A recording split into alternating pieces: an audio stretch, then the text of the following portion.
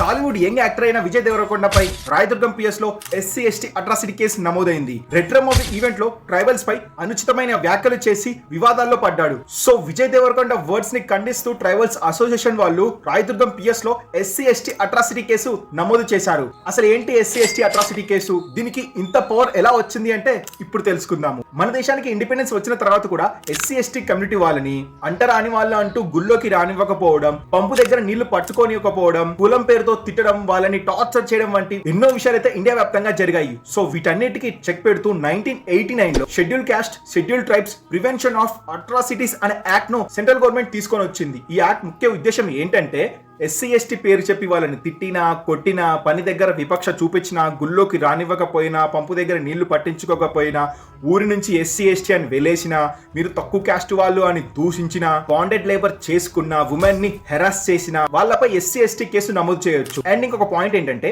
Non SC ST పైనే ఈ act work out అవుతుంది. In case SC ST community వాళ్ళ మీద అట్రాసిటీస్ జరిగితే మీరు డైరెక్ట్ గా డిఎస్పీ స్థాయి అధికారికి నేరుగా కంప్లైంట్ చేయొచ్చు.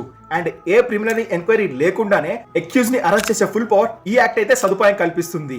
అండ్ ఈ యాక్ట్ ప్రకారం 6 months నుంచి లైఫ్ టైం వరకు శిక్ష పడే అవకాశాలు ఉన్నాయి. ఇలాంటి కేసెస్ ని పోలీస్ ఆఫీసర్స్ పట్టించుకోకపోతే ఎంతో మంది జైలుకి కూడా వెళ్ళడం జరిగింది. సో అందుకే ఇది one of the most powerful act అని చెప్పొచ్చు.